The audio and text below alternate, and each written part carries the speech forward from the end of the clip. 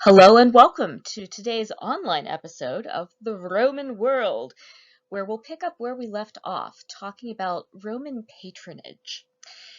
We've touched on this topic a couple of times. This is the relationship that is at the heart of how Romans think about slavery, the family, the state, foreign policy, but we haven't really unpacked this relationship itself until now. This is a relationship whose hallmark is a concept Romans call fides. This gives us fidelity in English and also faithfulness. That's a little bit of what's going on here. But also this idea of trustworthiness. The idea that this is a relationship in which each party is relying on the other to do something for it, but the power structure behind it is unequal. Let's begin at the top, which is generally a good place to begin with Romans, with the more powerful person in the patron-client relationship, the patron.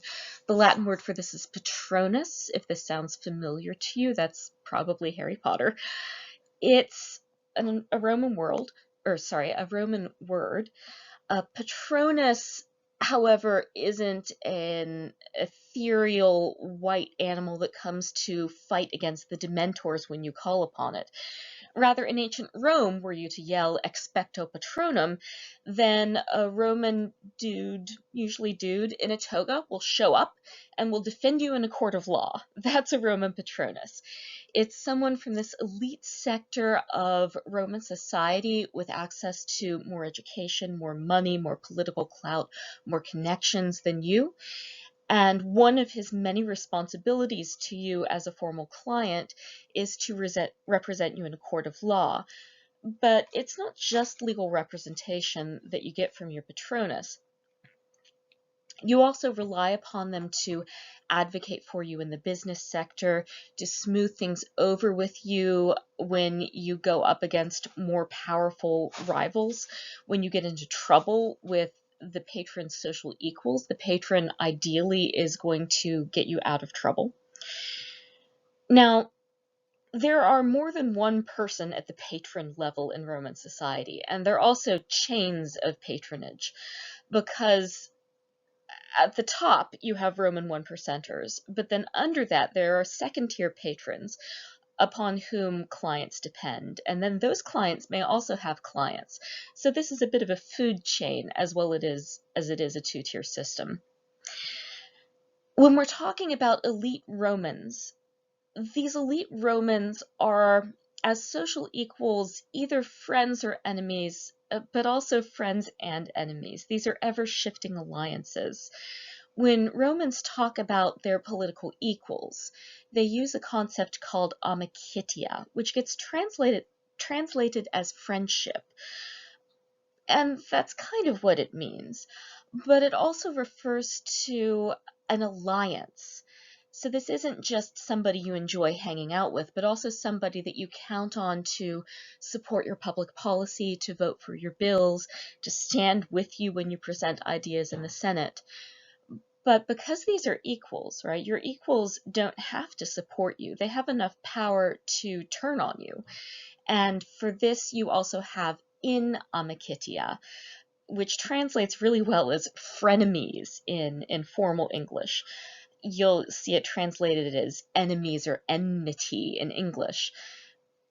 For Romans, though, they have two words for an enemy. They have a word for a frenemy, someone who is your enemy from within, another Roman who hates your guts. They use a different word to talk about foreign enemies, and that's hostes, the word that gives us hostile. In this rivalry concept, then, your political equals are also potentially your political rivals, and these are the people with whom you are forming an ever-shifting web of alliances.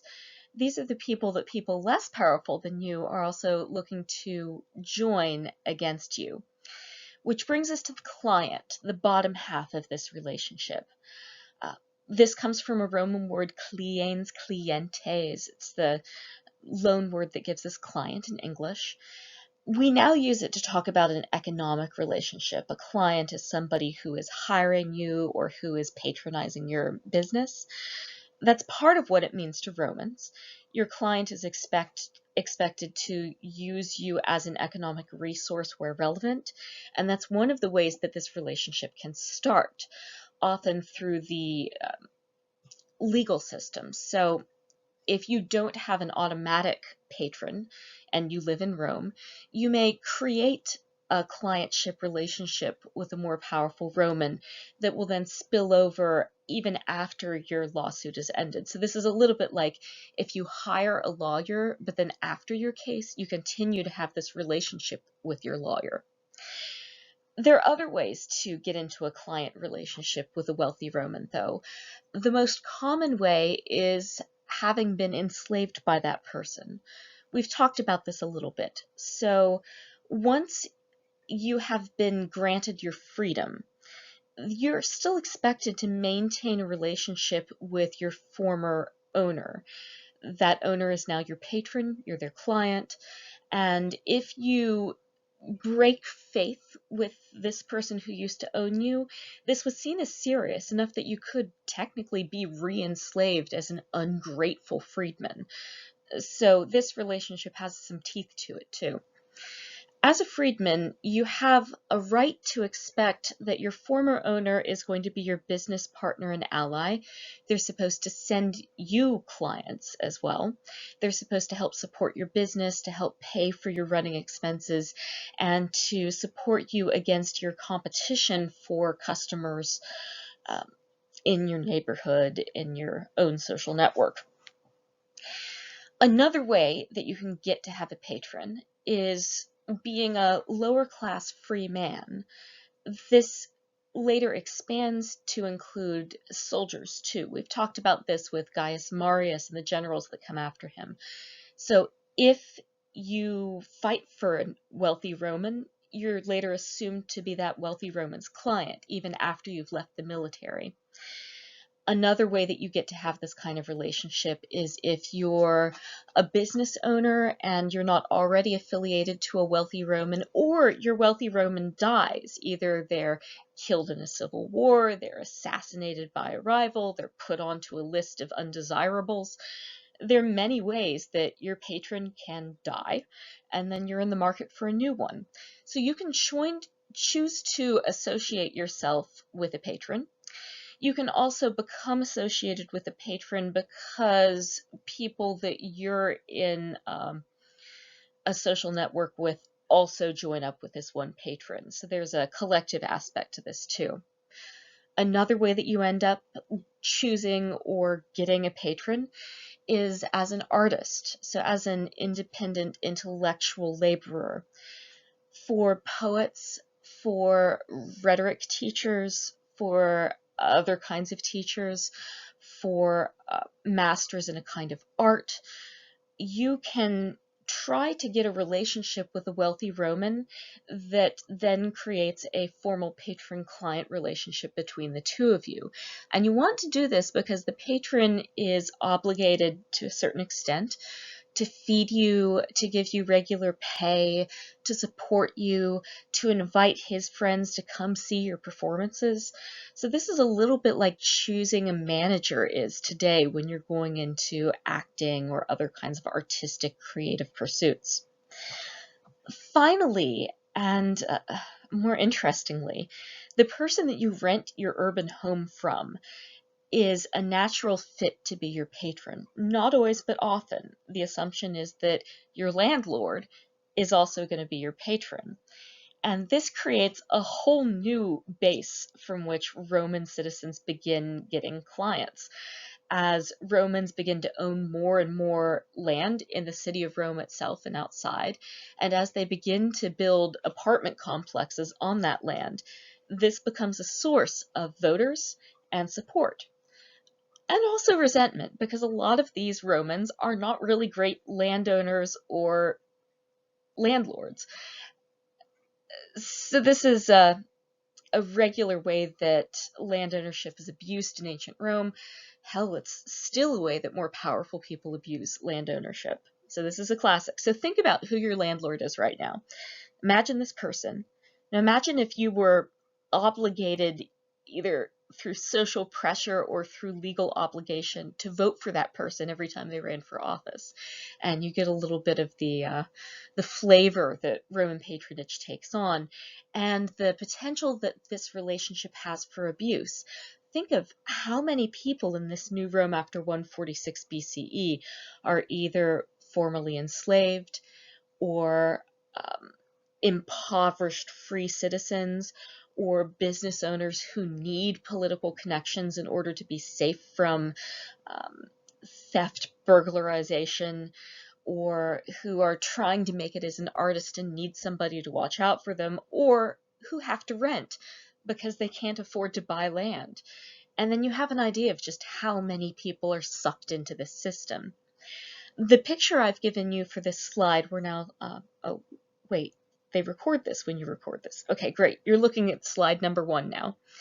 This is from a faded painting, I think found at Pompeii, showing a central figure around whom are all of these other people en masse, accompanying him and cushioning him from the rest of the crowd, many of whom are wearing togas with a purple border on the edge.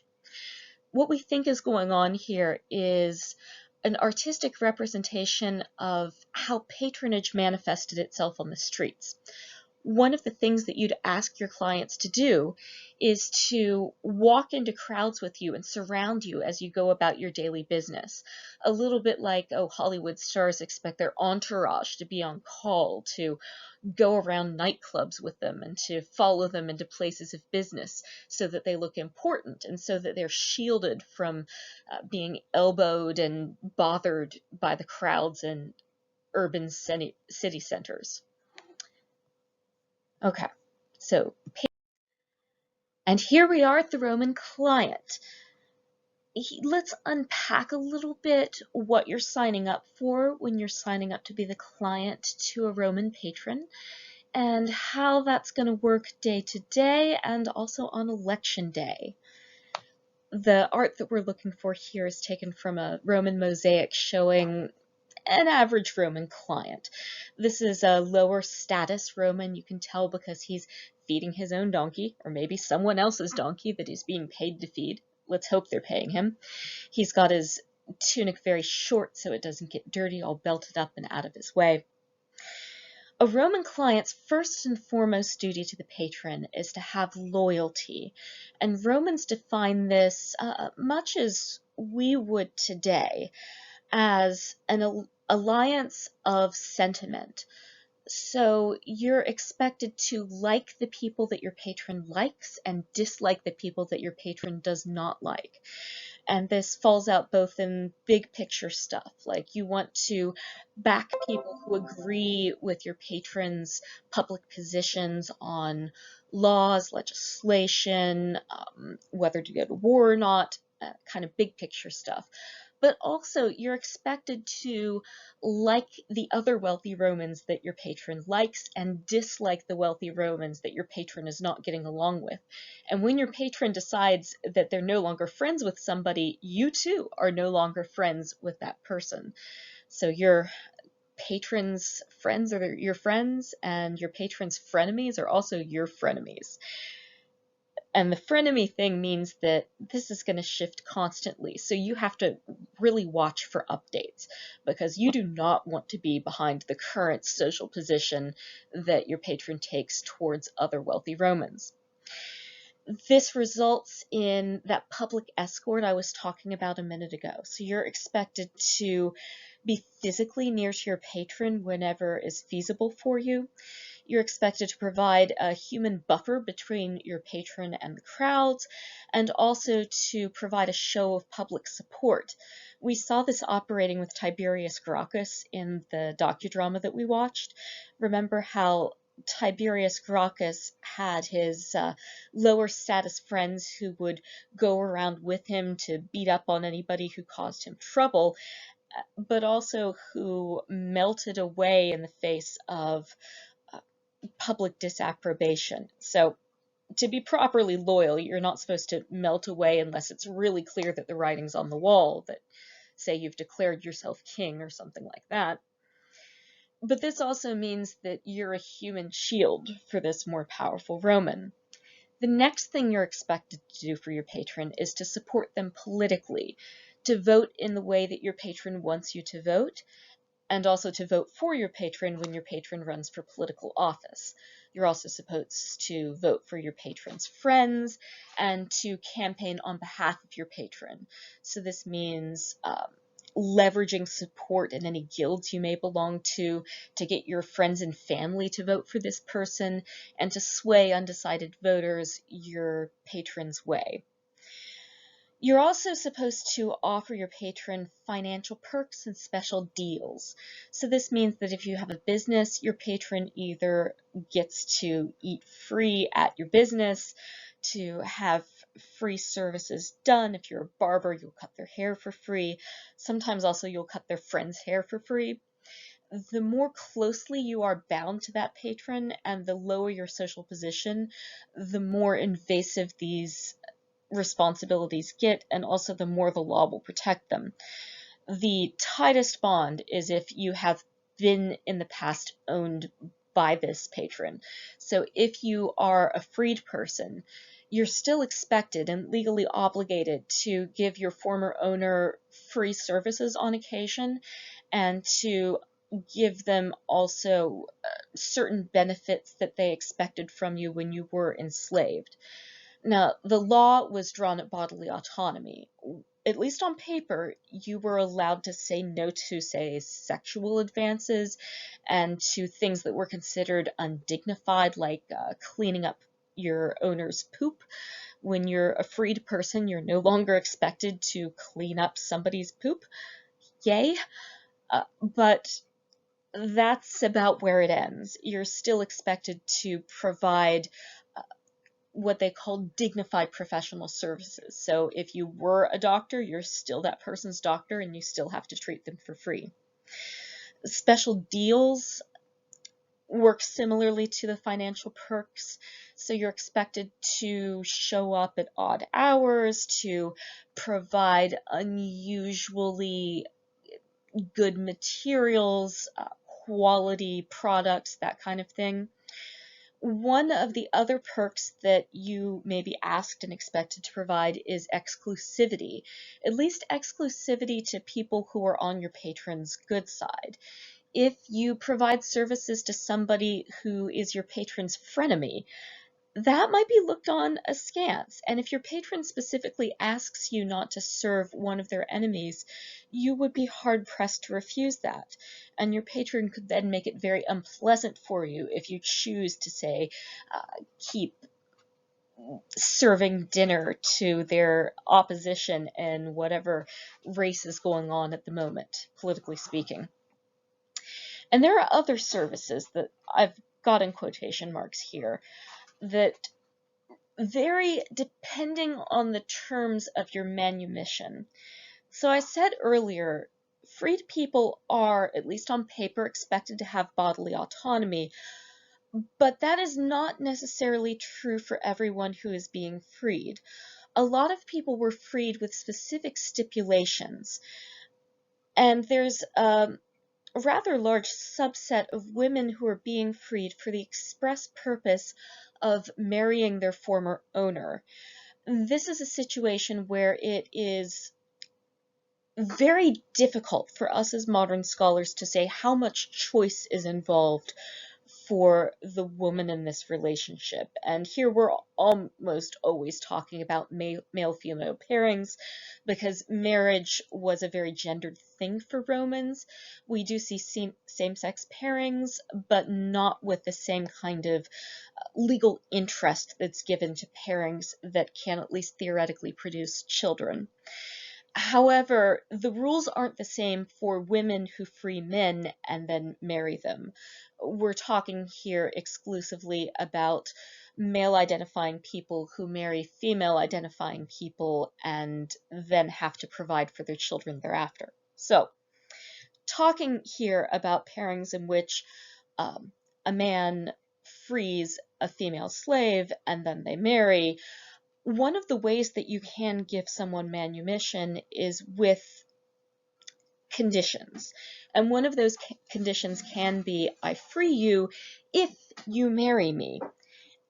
And this seems to be a pretty regular thing. We know this from looking at Roman tombstones where such couples are very open that that's how their marriage started, that it began as the man owning the woman, then he frees her so their children can then be recognized as legitimate offspring, which is why you would free that woman. But this also means that you have situations in which, yes, you are technically consenting to that marriage, but under conditions that don't allow for a real, full, enthusiastic, uncomplicated consent. Because consent is not consent when you're being forced into that consent. And when the things that you would have to do to refuse consent would endanger your social life and also your physical life too, as would be the case if you said no to the person who owns you, freeing you to marry you. Interestingly, we do know of some women who were freed and were then made to marry their former owner, who then subsequently ran off and lived their life elsewhere. Congratulations, well done. It makes me feel better. I hope it makes you feel better too. Now, there were some women who did free men and then marry them, and it was happening enough that Roman legislators got really weirded out by it, and we do find Roman laws aimed at curtailing and de-incentivizing the practice, making it more difficult for children of such a union to have full citizen rights. The degree to which this was able to be implemented is questionable, really. So that is clientship. Let's move on to patronage. Let's move now to the responsibilities of the patron. The patrons I'll be talking about are the upper class patrons, not necessarily patricians in the 1st century BCE, but we're talking about people who are wealthy enough to afford an education that trains them in formal rhetoric and in the knowledge they'll need to represent people in courts of law, who also have enough money to afford the space to meet with their clients. So large-ish urban homes, not necessarily rural estates too, but that'll help. Enough money to afford to run for office and to hold office within a city. So this isn't necessarily just the city of Rome either.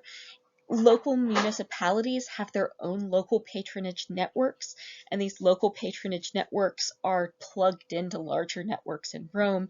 So think of this as a patronage bush, all of which is leading back to this taproot in the city of Rome that funnels power right to the senatorial classes and the equestrian classes too. A patron has to be ready to provide legal counsel and aid to the client. Now, because of this, most patrons are going to be male, but not all of them. As we move into the Roman Empire, we see women regularly stepping into this role as patron, sometimes with the help of a male relative, but sometimes as themselves. So much so that we do have some examples of women arguing cases in law courts. It's uncommon, but it does happen. For the most part, though, we're talking about men, because men not only can be representatives in court, but can also run for office. At no point here are women running for office. This doesn't mean they're not involved in the government, though. One of the major demographic shifts in the upper end of Roman society during the 1st century BCE, as Roman men become more powerful, they begin to rely more and more on their Roman wives to act as a kind of trusted proxy, so that when they're out of town, their wives can meet and greet clients, continue to run political schemes, and generally act as a trusted aide and representative. And sometimes these women turn on their husbands, which makes for some really interesting politics in the 1st century. and also some very interesting women, a few of whom we'll be meeting in passing. But here I'm going to use the masculine because we're talking about a pretty heavily gendered dude space here. Legal counsel and aid, as I said, is a big part of what your patron is going to do for you. And this is also a big part of why you might seek a formal patron if you don't already have one. Because Roman law was a pretty open access court system. Anybody who had a problem with you in a civil case for things like property damage and disputes could take you to court. And you didn't necessarily need to have a professional lawyer, but you'd do a lot better if you had one. So you might find yourself getting sued and in need of a patron, even if you're not a Roman citizen. Especially if you're not a Roman citizen. If a Roman citizen takes you to Roman court, you're going to want a Roman lawyer. So that would be a situation in which you go find the closest wealthy Roman who's willing to show up for you in court. In criminal cases, anybody can accuse you. So then you're really going to want a Roman lawyer. The next thing that you're going to expect from your patron. Actually, let me go back one and say something about legal aid. So this isn't just about representation in court, but also advice. So if you want to take somebody else to court, you're going to want to consult your patron first, both to get practical advice on how the court system works. This is the way that you function in a legal system that's increasingly complicated and specialized. Your patron is going to be your point of access that helps you to use that part of your citizen rights if you have them. So next to the sportula, you expect from your patron some kind of regular handout of money if you are in physical contact with them. Let me explain what I mean by this. Every morning, if your day was free, and you were expected to do this pretty regularly, you would come to your patron's house before dawn and show up in their front room where they would greet you. They would give you a small tip, and then you were at that person's beck and call for the day. If you had something to ask them, this is when you would do it. You'd have to take a number and wait in line. And the position you got in line had a lot to do with how important you are, how much your patron likes you, how much your patron owes you. And then either the patron would then dismiss you, or the patron would tell you to come along with them for their day's rounds. And this could mean that the rest of your day would be spent following a wealthy Roman around in the streets, so that the wealthy Roman looks influential and important, and so that you keep them buffered from the crowds. The money you get for doing this service is the sportula, which means a tip or a handout. It has nothing to do with the English word sports. It just kind of looks like it should. You also would expect occasional free meals. The idea is that when you're in a patron-client relationship, you're in a relationship that's akin to the family. Part of the logic governing this is the same logic that governs pietas. This is why you're loyal to your patron, right? You're loyal to your patron because they're kind of like a father to you, but they're also part of the state, and they're also in a relationship that's sanctified by the gods. So you're a bit of their extended household. As such, you should expect to be invited to dinner once in a while on the regular, and you should expect to be given pretty decent food. Now, we do have accounts from the ancient world of people who are clients complaining that the food isn't all that great, and the dinners are really long and boring, and that it gets to be more trouble than it's worth. So this isn't necessarily as great a perk as it sounds. But honestly, regular meals, it's a pretty good deal, especially if you're dealing with the 1st century BCE, in which employment is tenuous, and ownership of business is increasingly threatened by the interests of competitive and toxic relationships amongst the patron class. About that patron class, you should expect them to help you with networking. They not only help support your business, but they also help get you new clients. So if you're struggling to get enough customers to run your business, you should show up at your patron's house, ask for help, and expect to get it. Now, not getting this kind of help might be enough that you can start patron shopping, especially if your patron isn't your patron due to a former slave master relationship thing. If you don't have a legal obligation through a slavery relationship, can jump ship. But even if you have been at some point enslaved by this person, if they're politically unpopular enough, say if their name is put on a list of enemies of the state, that's your opportunity. You can leave. So keep this in mind should you ever end up being someone's client in ancient Rome. Political precariousness means that you can switch sometimes.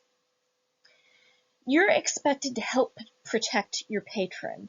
Now, this means both protection in the physical sense. You're a human shield sometimes, physically standing between them and harm. But you're also supposed to warn them about plots. You're supposed to warn them about things that might affect their policy decisions. You're supposed to come to them with information about their political enemies. So this is an information economy that's working on a social network. You're also supposed to protect their reputation. So if somebody is shit-talking your patron, you're supposed to stick up for them. And if you don't, and your patron finds out, they're going to want to know why. This falls under the loyalty umbrella, yeah? So this is not just passive loyalty, but you have to be proactive about telling everybody why your patron is the bomb. You're also supposed to provide perks, your patron is also supposed to give you perks and favors as time goes along. At Saturnalia, you hope that they'll give you presents. When you get into trouble, even if it's not legal trouble, you can still expect them to help out a little bit. If you do need a little help and you come to someone else before you go to your patron might be super offended and ask why you didn't go to them first.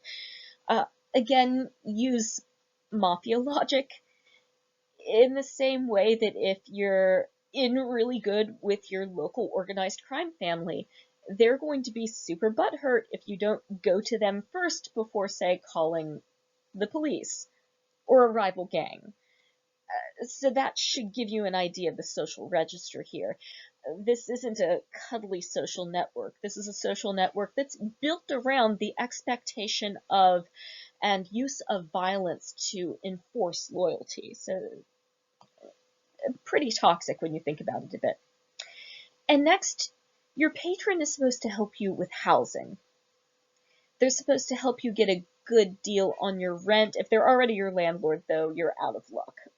They've already helped get you housing by renting you the slum that you live in. But if you are a more important client and you don't necessarily have a place to stay, your patron should help you.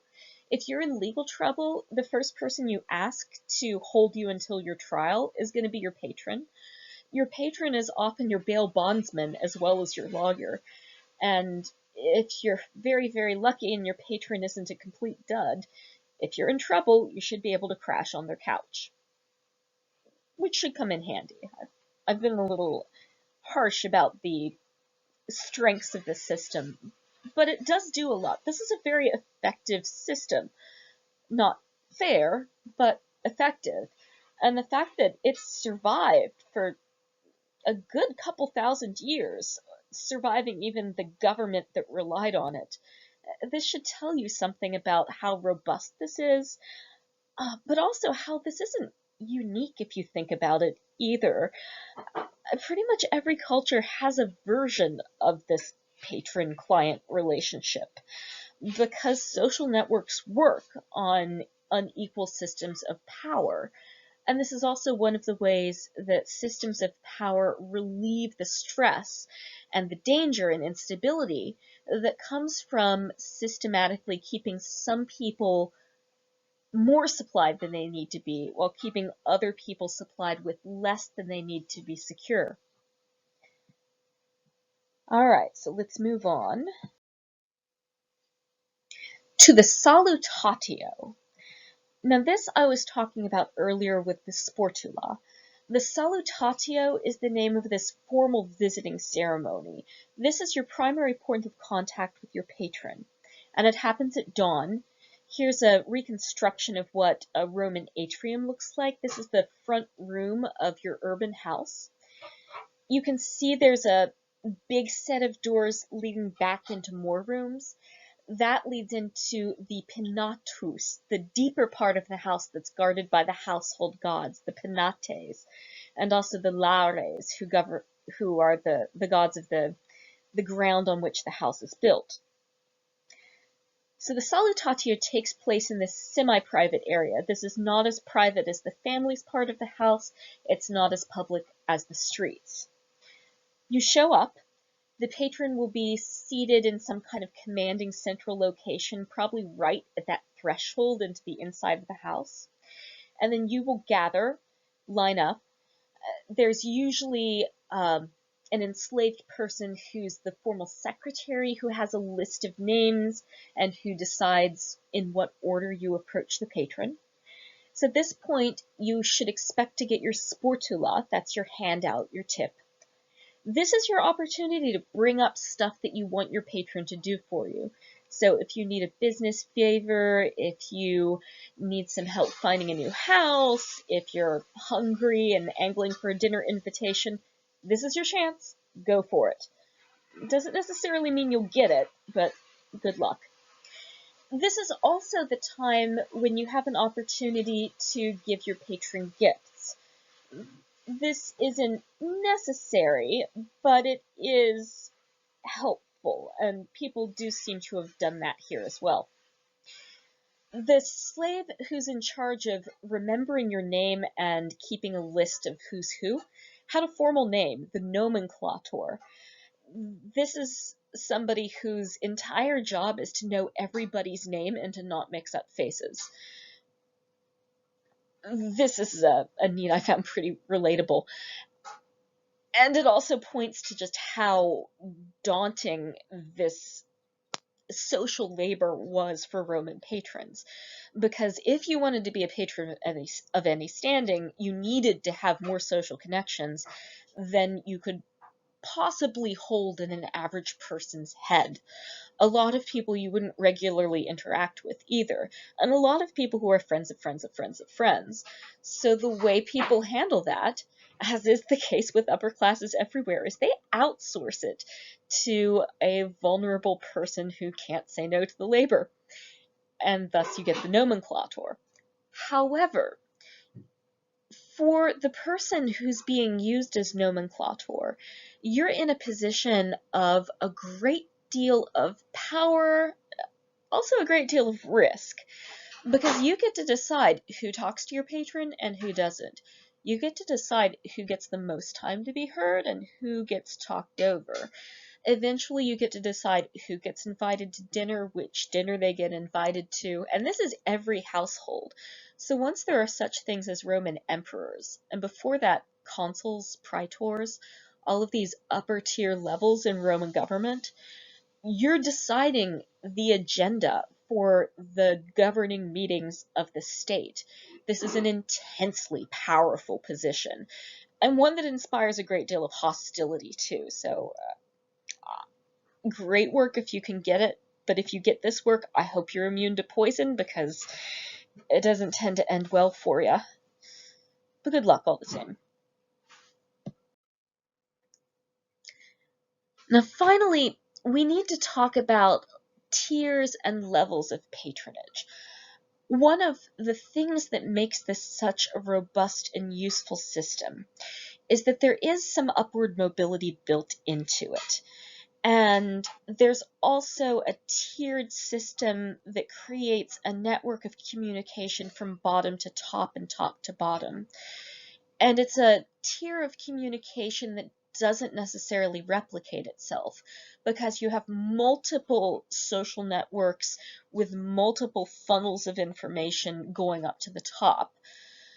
If you happen to be plugged into one of these social networks where what you say to your patron gets moved up to a governing patron for the state, then this means that your concerns may very well make it upstream.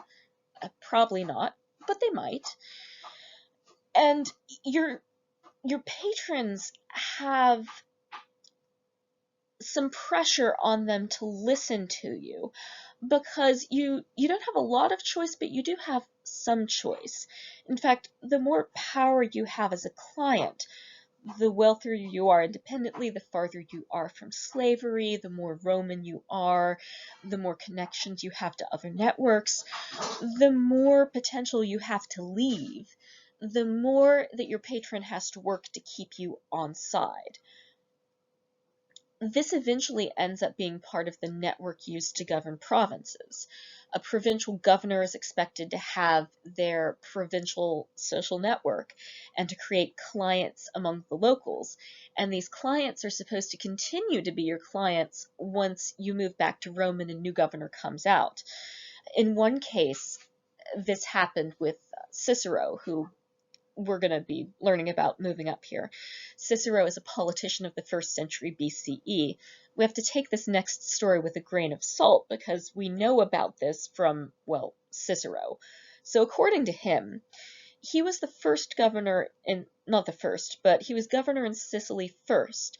And then when he left, another guy named Varus moved in to be governor of Sicily. And Varus wasn't as good as Cicero. He stole art from temples, he messed around with wealthy citizens' daughters, he got drunk in the middle of pirate attacks, he accidentally on purpose executed some Roman citizens. In general, he did some very sketchy stuff.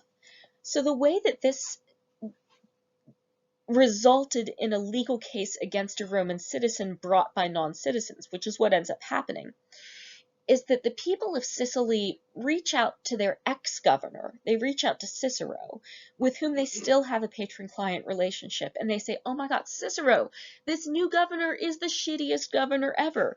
He's done all of this stuff. Can you, get him? And Cicero's like, oh yes, I would love to sue this dude. And Cicero would love to sue Varus, not out of the goodness of his own heart. He's going to be running against Varus in a few years for public office. So by prosecuting this high-profile defendant, Cicero gets to make himself look amazing, and also to show people why they should vote for him by saying, look, my constituents asked, I delivered, they're not even Roman citizens in Sicily, but I came through for them. You can trust me, I'm a great politician, vote for me. And that's how it worked out. Cicero gets to be consul. He's the first person in this family to be consul. And as we've discussed, that's difficult. So that's a best case scenario story for this patron-client relationship. But not all of the stories are really happy. For every Cicero, there's a Varus.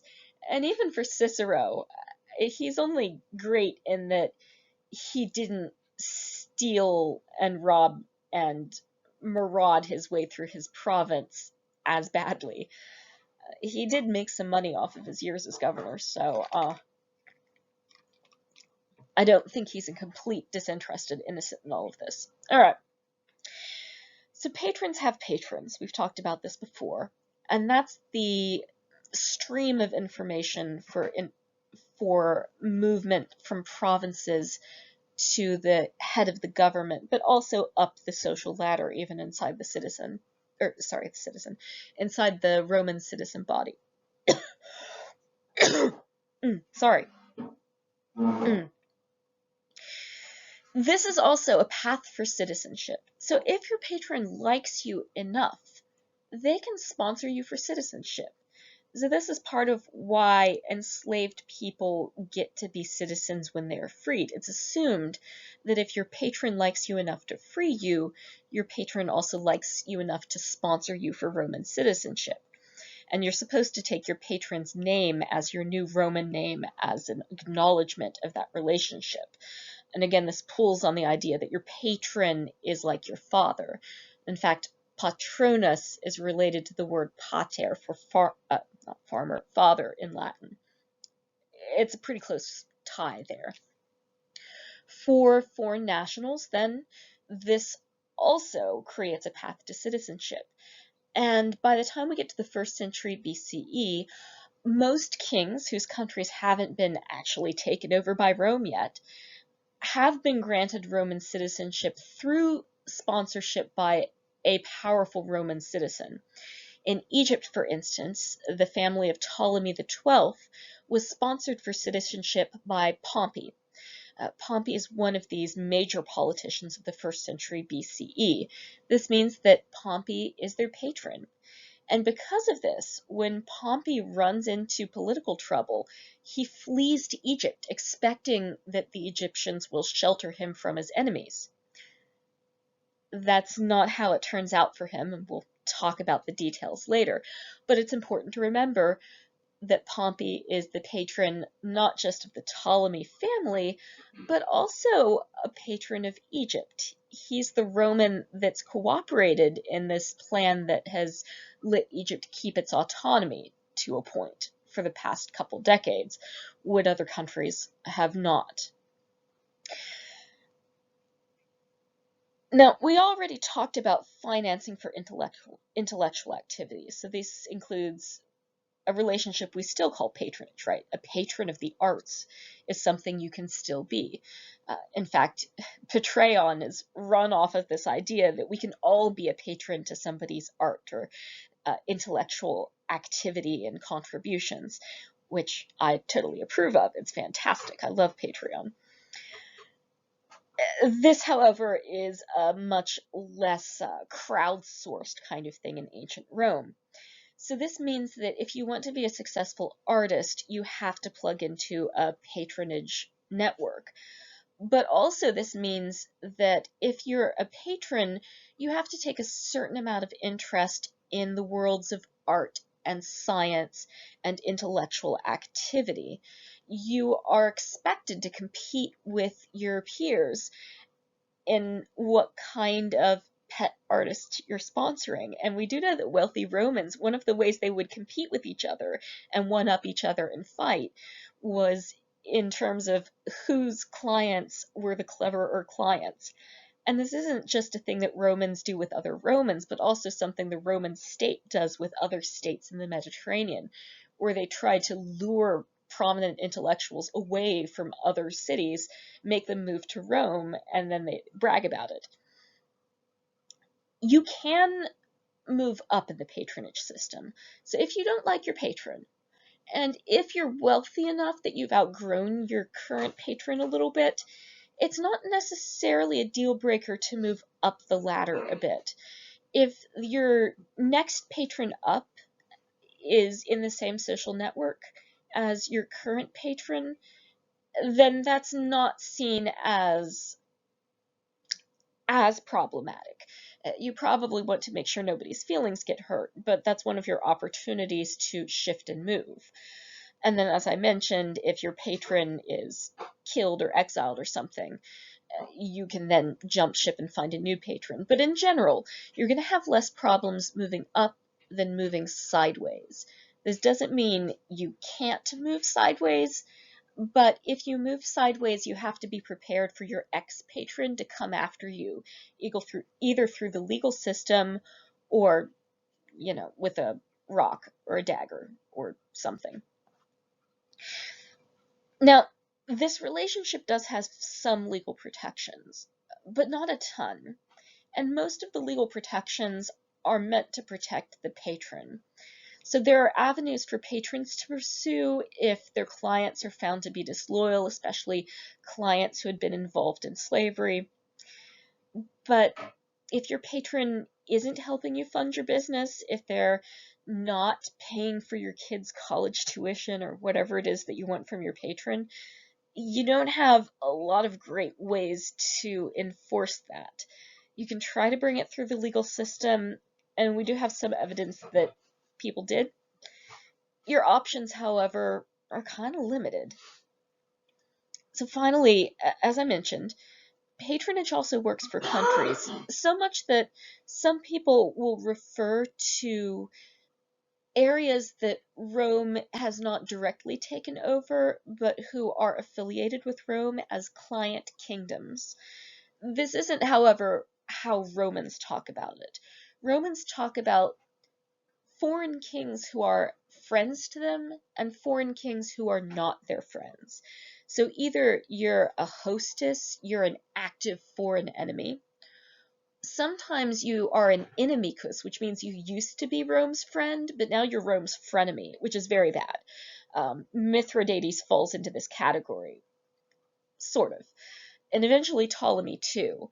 One of the things you want to avoid, if you collaborate with the Romans and decide to go backseas, the Romans will come after you, and it's not going to be nice. If, however, you're cooperating with the Romans, then they call you a friendly king or queen. You, as a friendly monarch, get to ask for military support, for extra treaty concessions, to have Romans put pressure on people you're negotiating with for more favorable terms. This can work out pretty darn well for you. But keep in mind, Rome is going to expect favors back. They're going to want you to give them stuff for cheap. They're going to want you to loan them money and then not ask for the money back. They're going to want you to spend a lot of time in Rome proper. And they're going to start putting restrictions on the things you can do as a sovereign nation. And these things eventually end up being deal breakers for a lot of kingdoms. I mentioned Judea a bit in the last lecture. One of the things that ends up breaking the Roman relationship with Judea eventually, and here we're looking far down the road to when you have emperors in charge of Rome, is they start putting pressure on Judea to allowing the cult of the emperor into the temple in Jerusalem. In other words, to have a statue of the emperor in the same statue that the god of Judaism is worshipped in, and to make sacrifices to the emperor in that space. And if you're even passingly familiar with Judaism, or Christianity, or Islam for that matter, any monotheistic religion, an Abrahamic religion, this is a deal breaker. You do not do this, right? They're very firm that you don't also worship the emperor and God. This may seem obvious to us, but in antiquity, most polytheistic systems were open to adding and subtracting gods. And it didn't matter if the god was from a foreign nation, to the point where it was often felt to be an insult if a foreign people wouldn't worship your gods. They'd be like, what's wrong with our gods? Like, do you not like them? Are you stuck up? This results in some real tensions that devolve into real wars, and then thousands and hundreds of thousands of lives lost eventually. This is something that people can and do die for. And this is going to pose an ongoing problem to Romans, especially as monotheistic religions become a bigger part of intellectual life in the Mediterranean. But we're not there yet. However, we are getting there, because one of the things that starts happening in the city of Rome, in the background during what we'll be talking about historically in the next century, is that Rome becomes one of the largest communities for Jewish people living outside of Judea, following actually Alexandria. So most Jewish people in the ancient world are living in Judea. The second largest community is in Alexandria, Egypt. The third largest community is in Rome. In fact, a lot of Jewish people from Alexandria end up moving to Rome because at first Rome is seen as more religiously friendly to the practice of Judaism.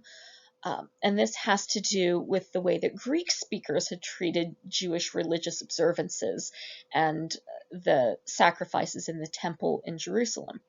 Rome at this point hadn't asked, say, that someone sacrifice a pig to Zeus in the temple at Jerusalem. It's not going to last.